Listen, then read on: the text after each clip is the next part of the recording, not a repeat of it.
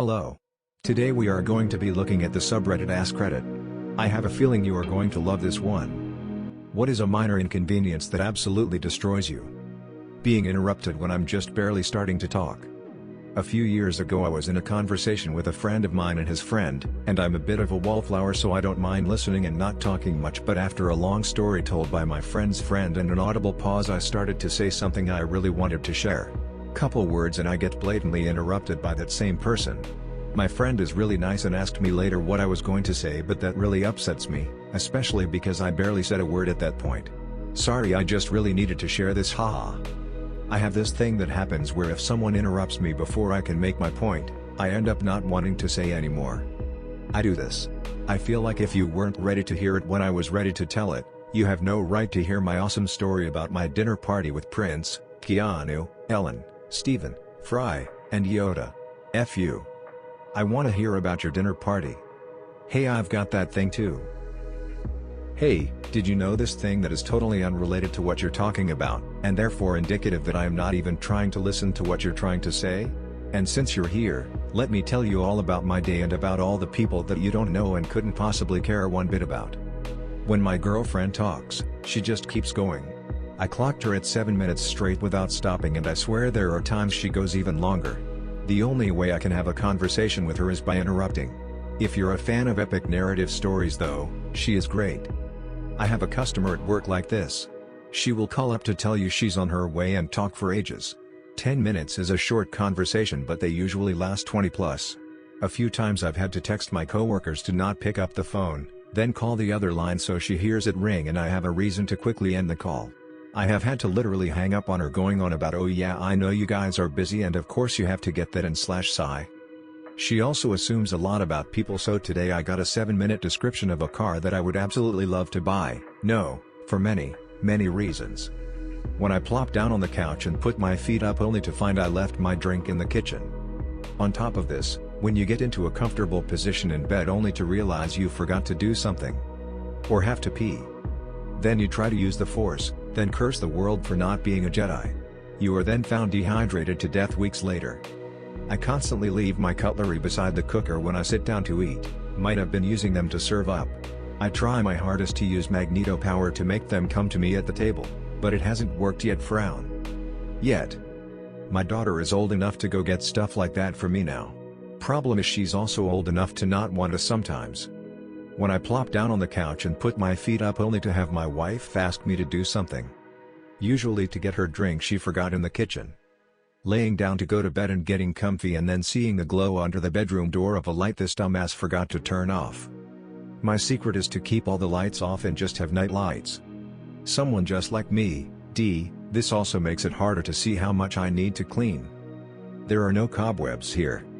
Just me in the darkness. Hello darkness, my old friend. No need to vacuum here again. Because a nightlight softly gleaming hid the dirt while I was dreaming. And the dirt that was planted in my nest stays at rest. Dropping my car keys under the driver's seat. I will try and get them fully knowing I can never reach them unless I get up. It's even worse when something falls into the Bermuda Triangle. I got a drop stop after seeing it on Shark Tank. It works great. My keys never falls between the seat and console anymore. When the flush sensor on the toilet doesn't function properly, it goes off before I've achieved an acceptable distance from it, or it doesn't go off at all. If anybody can figure it out, it's you. I should start reading usernames. Careful, it might be controversial. Something Schmill. Say my name. Sissenberg. You're goddamn right. I just take that to mean that even a toilet has trouble sensing your existence. No big deal. You can drape a piece of toilet paper over the sensor to stop it from flushing too early. And all the ones I've seen have a button you can push somewhere to make it flush. Sticky hands or fingers. When my hands get messy at work I have to stop immediately and wash. Thank you. Nobody I know understands that sticky hands are just the worst. Even just a little bit, like a spot of honey or something on my knuckle shutter, I can handle it. I get anxiety sometimes.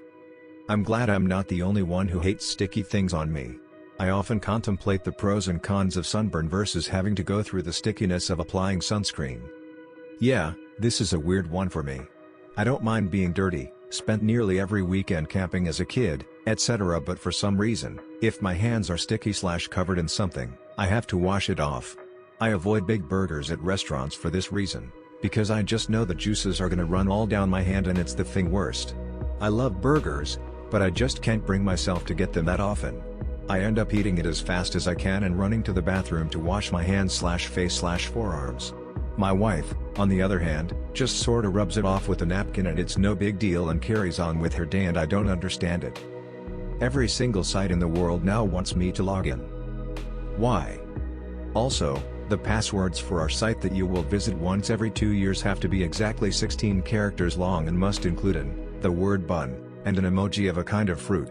Also, we will not tell you these rules until you've given up and asked to reset your password. Obviously, you can't reuse a password that you've used in the past 35 years, since the consequences of someone fraudulently looking at our collection of Angry Birds fan art are too horrible to contemplate. Edit, thanks, stranger. You speak directly to my soul. This is like my largest pet peeve. Yes. I am aware that this password isn't very secure. I don't care. It's really easy to remember, and no, I don't really care if anything I have here gets stolen. www.ilovepumpkinbreadrecipes.com. Lord. ilovepumpkinbreadrecipes.com got too commercial. The real, underground pumpkin break lover goes to ilovepumpkinbreadrecipes.org. Just don't accidentally go to ilovepumpkinbreadrecipes.net. That's some sick shit. I use LastPass now. Every website gets a unique and strong password that I don't have to remember, and it syncs across my phone and any browser I want to slug it into. What I'm running into these days is multiple places uses the same backend on a different front end. Ordering parts from Honda Powersports and Suzuki Powersports uses Shoptronic accounts but different front ends, so when you go to create an account it goes no, you have one, and you have to spend 5 minutes figuring out what the F the idiots have done. So, I could use one of these fancy password protection sites, and it might make my life somewhat more convenient. However, the thought of having my entire life in the hands of some faceless company that might lose all my passwords instead of just one. Well, it feels viscerally wrong to me. Not to mention, you lose your phone and someone manages to get past the lock screen. Now they have your entire life. I don't know, convince me. KeePass is a local password safe that doesn't upload, so you are in control of it. You can use Dropbox or something to sync different devices. I've been using it for years and love it. So they can add your email list and data to a databank they will use to sell you things, or they will sell to others who buy the info in order to sell you things. Frown. Try 10-minute mail. That's why I have a trash email account I use to sign up for everything I don't want to sign up for. Yes, my trash email account is currently on 4,387 unread mails. Perfection. That little bit of pee I can't get out until my pants are back on. God, that's the worst. It's like a download that reaches 100% but still needs 2 minutes to actually finish. Shake all you want, but the last drop is mine. Underwear, probably. The quality of the show I was watching drops. For a second I thought you were talking about watching a show on a streaming service and the video quality drops and gets all pixelated and junk. That to me is also a real minor inconvenience that gets me riled. My pet peeve is when a show's quality is awful, then gets really good. No matter how enthusiastic I am, I'll never encourage someone to watch one good season of Daredevil, followed by a comparatively poor one, plus an awful season of The Defenders, just to watch the amazing third season. When two people in a grocery stop, trolleys side by side and block the entire aisle just to have a conversation. Especially when you're working there. God, some customers are the worst. This job would be so much easier without the damn customers. Pretty much every job ever. Related, is it just me, or a grocery store is slowly but surely shrinking the size of their aisles? I swear I used to be able to park a cart on one side of the aisle, and still have plenty of room for people to pass me/shop on the other. These days, grabbing a cart pretty much volunteers you for spending the entire shopping trip feeling rushed and guilty for blocking entire aisles as you try to decide what kind of thing mustard you want. It has gotten smaller, and it's because they added one additional aisle. Scrunch everything down 6 inches and you now have room for a new aisle, which means tons more product to sell. Thank you for watching.